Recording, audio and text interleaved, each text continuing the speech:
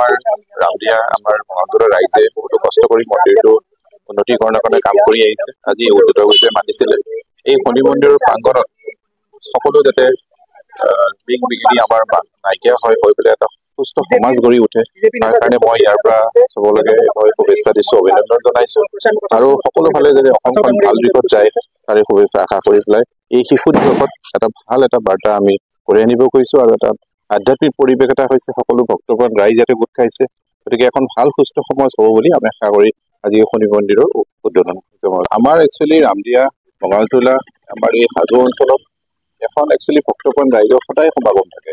আমি সদায় আধ্যাত্মিক দিশেৰে আগবাঢ়ো, ৰাতিপুৱাই পূজা অৰ্চনা কৰি আমি যেনে ঘৰৰ পৰা ওলাই আহো, গতিকে সদায় এটা আধ্যাত্মিক পৰিৱেশ থাকেই। গতিকে এই আমাৰ ভক্তগণ ৰাইজ ইয়াতে গোট খাই পেলাই শনি মন্দিৰৰ প্ৰাংগণত আমি সেইটোৱে আশা কৰিছো এই শিশু দিৱসৰ দিনাখন যেনেকে শিশুসকলে যেনেকে এটা সুস্থ ভাল সমাজ এটা আমি দিব পাৰো তেওঁলোকক, আজি আমি ভক্তগণ ৰাইজেও এটা ভাল আধ্যাত্মিক পৰিৱেশেৰে আমি যাতে সমাজখন গঢ়ি দিব পাৰো সেই এটা বাৰ্তা আমি কঢ়িয়াই দিবৰ কাৰণে আমি আশা কৰিছো। শনিবাৰৰ শ্ৰীচৰণ ৰখি পেলাই আমি এইখিনিয়ে আশা কৰিছো যিখিনি আমাৰ বাধা বিঘিনি আছে সেইখিনি দূৰ হ'ব লাগে আৰু আমাৰ কাৰণে সদায় যাতে এটা মংগলে যদি আমি আগবাঢ়িব পাৰো তাৰে এটা আশা কৰিছো। নমস্কাৰ, পোনপ্ৰথমে আমি আপোনাৰ লগতে আমি আপোনাৰ চেনেলৰ কৰ্তৃপক্ষ তথা সমগ্ৰ অসমবাসীলৈ আমি আমাৰ উদযাপন সমিতিৰ তৰফৰ পৰা আমি শনি পূজাৰ সাদৰ শুভেচ্ছা জনাইছোঁ, সম্ভাষণ জনাইছোঁ। আমি বিগত বছৰৰ দৰে এইবেলিও ষষ্ঠ বাৰ্ষিক শ্ৰী শ্ৰী শনি পূজা ভাগি উদযাপন কৰিবলৈ প্ৰয়াস কৰিছোঁ আৰু ইয়াৰ পূজাৰ সংগতি ৰাখি আমি নৱনিৰ্মিত আমাৰ শনি মন্দিৰ ভাগি আজি উদ্বোধন কৰা হ'ল। আজি উদ্বোধন কৰিলে আমাৰ গেট হস্পিটেলৰ পৰিচালক সঞ্চালক মাননীয় বেদবৰ পাঠকদেৱে। তেখেত আচলতে আমাৰ বঙালতোলাই নহয় ৰামদিয়াৰ সুসন্তান, তেখেতক লৈ আমি বহুত গৌৰৱ অনুভৱ কৰোঁ। আজি তেখেতক আমি নথৈ আনন্দিত হৈছোঁ। আমি এই মন্দিৰ ভাগ নিৰ্মাণৰ ক্ষেত্ৰত আমি অসম চৰকাৰক ধন্যবাদ জ্ঞাপন কৰিব লাগিব। আমি অসম চৰকাৰৰ 3 লাখ টকা যি অনুদান আগবঢ়াইছে সেই 3 লাখ টকাৰ আমি লগতে আমাৰ যি শুভাকাংক্ষী ভক্তগণ ৰাইজেও ইয়াত আমাক সহযোগ কৰিছে আৰু এইবিলাক সকলোৰে সহযোগত আজি অনুষ্ঠান আমাৰ এই মন্দিৰটো আজি আমাৰ তৈয়াৰ হৈ উঠিছে বা মন্দিৰটো গঠন হৈছে। এই ক্ষেত্ৰত আমি সদৌতিলৈকে আমি পুনৰ আমি ধন্যবাদ জ্ঞাপন কৰিছোঁ আৰু অহাকালি যি আমাৰ শনি পূজা ভাগ আছে, শনি পূজাৰ বিস্তৃত যি কাৰ্যসূচী আছে, আমাৰ দুপৰীয়া সিদ্ধভোগ আছে, আবেলি সন্ধিয়ালৈকে আমাৰ মাগানৰ পৰিৱেশন আছে।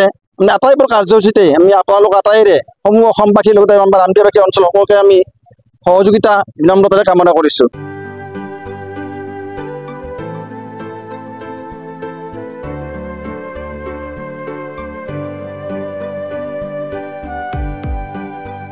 Mobile plus physiotherapy wellness and rehabilitation centre দক্ষিণ কামৰূপৰ ব্যৱসায়িক প্ৰাণকেন্দ্ৰ বিজয়নগৰৰ লগতে VIP চক আৰু গুৱাহাটী মালিগাঁও পাণ্ডৱনগৰত থকা 3খন ক্লিনিক বৰ্তমান প্ৰায় 20 বছৰৰ অভিজ্ঞতা পুষ্ট তথা এতিয়ালৈকে প্ৰায় 40,000 ৰোগীক সুস্থ কৰি তোলা ডক্টৰ পল্লৱীনাথৰ তত্ত্বাৱধানত চলি আছে।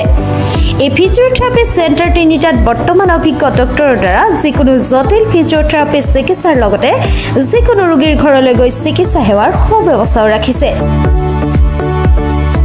আমাৰ ঠিকনা mobile plus physiotherapy wellness and rehabilitation centre, opposite ওপৰহালি Bijoynagar SBI branch. আমাৰ VIP চকৰ ঠিকনাটো হ'ল VIP চক near VIP bus stop, Borjhar, Guwahati. আমাৰ মালিগাঁও ঠিকনাটো হ'ল চেলাছ 360 physiotherapy and rehabilitation centre, Maligaon পাণ্ডৱনগৰ, Guwahati 12। আমাৰ যোগাযোগ নম্বৰ হৈছে 8011744696।